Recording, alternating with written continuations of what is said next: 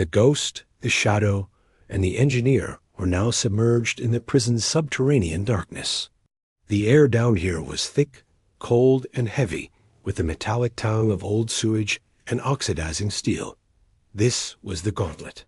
The team was moving through a labyrinth of maintenance tunnels and repurposed drainage channels, designed not for human traffic, but for the relentless flow of waste. The water, often knee-deep, served as both their ally and their enemy. It muffled their footsteps, yet every sloshing movement threatened to amplify into a roar in the confined space.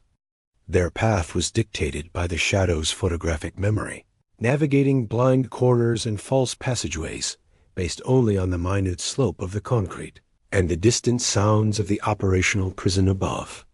The greatest threat here was invisible, a grid of seismic pressure sensors buried beneath the main drainage line, designed to detect any significant displacement of the foundation.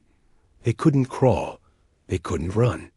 They moved with an unnatural gliding smoothness, a low crouch that distributed their weight across their entire foot, minimizing impact. At the midpoint of the tunnels, the engineer took point. He had calculated that a crucial sensor cluster was directly beneath a heavy steel access plate. He had to temporarily disable the pressure plate without triggering the microswitch beneath it, a task requiring precision measured in grams of force. He worked by touch alone, the rough-hewn tools moving with silent confidence, the only sound the muffled drip, drip, drip of condensation hitting the oily water beside his ear. The seconds dragged into minutes. When the mechanism finally yielded, they passed, gliding over the neutralized plate like ghosts on air, the taste of rust bitter in their mouths. The tunnels abruptly ended at a sheer vertical utility shaft, the first stage of the climb. This shaft ran parallel to the armory and the main administrative block, a conduit for old electrical wiring and obsolete communication lines. It was here, in the cold, greasy ascent, that the plan hinged on the ghost's physical economy. He scrambled up the smooth, concrete surface, utilizing anchor points they had spent weeks secretly weakening and testing, their strength now trusted with their lives. Midway up, bathed only in the faint, silvery light filtering from a ventilation grate high above, came the catastrophic, chilling near miss. A door on the floor directly above, one that was supposed to remain locked, scraped open.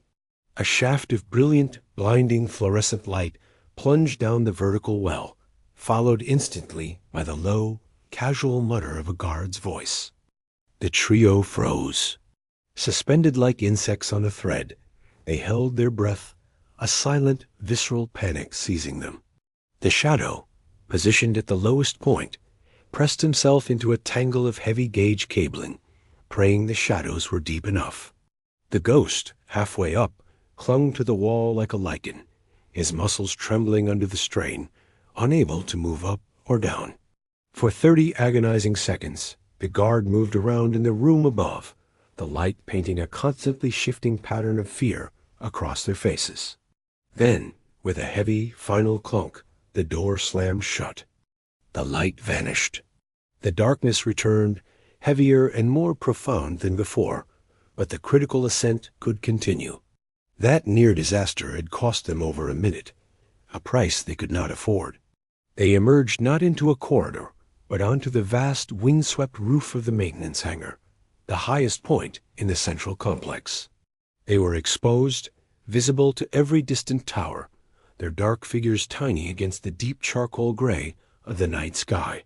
Up here, the wind was sharp, and for the first time, they felt the immediacy of the external world. But they also saw the horizon. Far to the east, a thin, sickly line of pale orange was beginning to pollute the indigo dark. Dawn was coming faster than the shadow's calculations had allowed. This was no longer a matter of meticulous movement. It was a desperate sprint against the sun.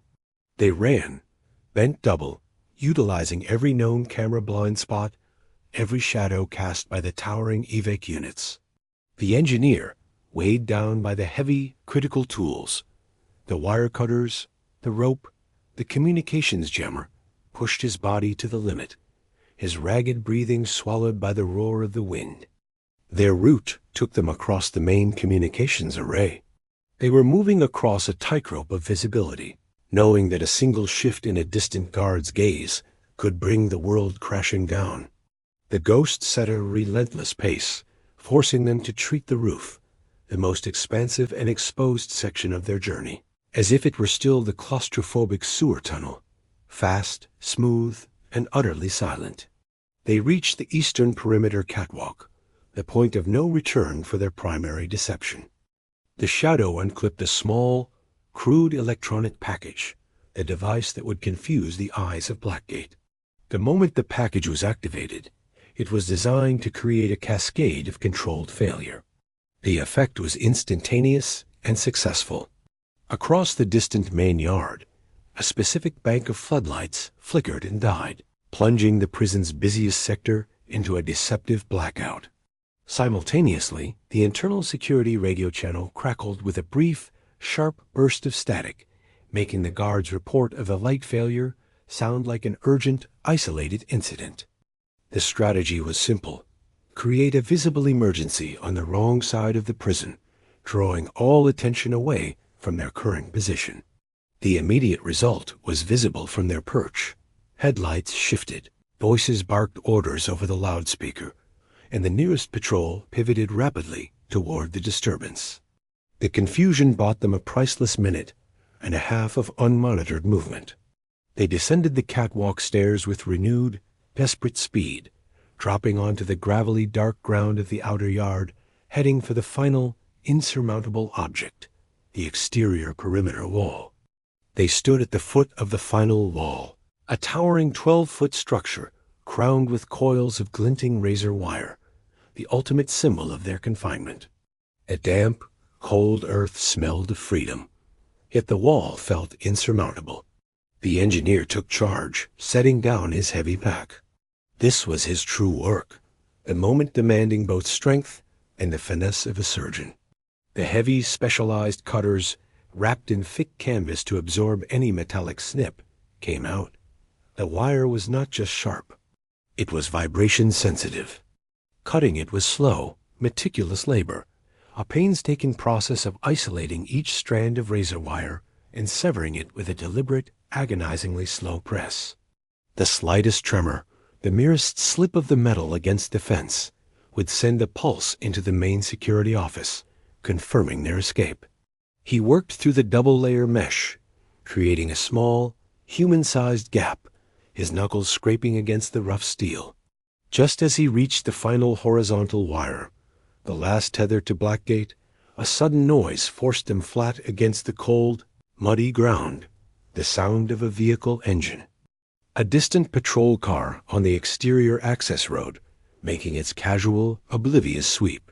The powerful headlights washed over the razor wire, just inches above their heads, momentarily illuminating the tiny, jagged gap the engineer had carved. They lay motionless in the mud, breathing dust and fear, until the rhythmic pulse of the engine faded into the distance. The final wire was cut. The gap was clear. They rolled through, bruised, scraped, and bleeding, into the overgrown field beyond the perimeter. They were outside the walls. The clock read 0:45. The escape itself was complete, but the alarm was about to break. A routine check, delayed slightly by the decoy's light failure, finally reached the maintenance closet in cell block D. The patrolling officer, yawning, noted the slightly cool air escaping from the ventilation hatch, a subtle thermal anomaly where there should have been none. He didn't see the masterful re-securing of the lock, but he felt the draft. When the flashlight beam revealed the missing bolts and the faint film of mud smeared near the baseboard, the silence of Blackgate shattered. The sound that followed was not a gradual build. It was an instantaneous physical shockwave. The siren, a deep, roaring air raid howl, erupted across the valley, a sound designed not just to warn, but to terrify and paralyze. It was the prison's final, desperate attempt to reclaim its property. As searchlights snapped on with dazzling, frantic speed, sweeping the grounds like agitated scorpions, The massive steel doors of every block slammed shut. The entire mile-wide complex convulsed into an instant, violent lockdown. The three escapees, already sprinting across the overgrown, treacherous buffer zone outside the wall, reacted without discussion. The engineer glanced back once, seeing the incandescent fury of the prison's lights, and then drove his legs harder. The siren, now a physical presence in the air, was the fuel for their desperate final run.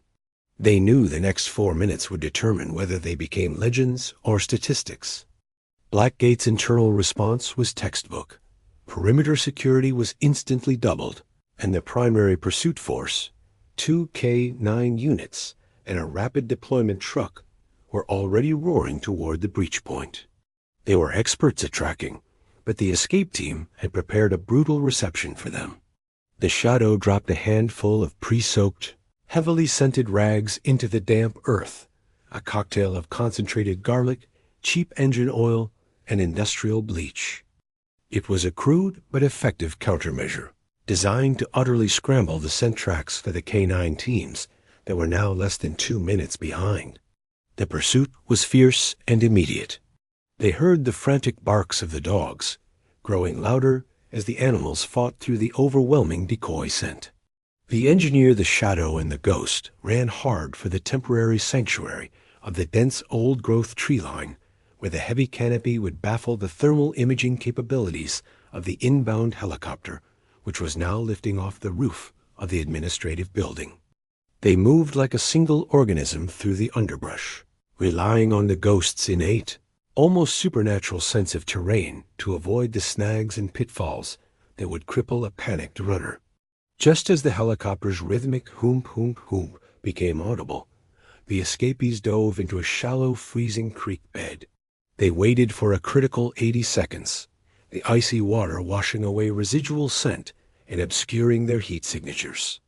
When they scrambled out on the far bank, the dogs were baying furiously, confused and stalled at the poisoned edge of the tree line. The pursuit teams were right on top of them, but they had lost the trail. For a crucial moment, they were effectively invisible again. Exhausted, soaked, and bleeding, they reached the narrow, secluded country lane where their salvation waited, a heavily modified, nearly invisible utility van. It was parked behind a crumbling, ancient stone wall, covered in strategically placed camouflage netting that made it look like nothing more than a discarded heap of rubble. There was no time for relief, only execution. The engineer was instantly at the driver's side, key in the ignition, the engine turning over with a low, reassuring rumble. The Ghost and the Shadow shed their mud-caked, waterlogged prison clothes, replacing them with bland, unremarkable streetwear in a matter of seconds, stuffing the discarded uniforms into a lead-lined bag, the final evidence containment. As the van pulled silently onto the rural road, the chaotic noise of the prison siren was beginning to recede, replaced by the mechanical thrum of the engine and the rapid click-click of the tires over the broken asphalt.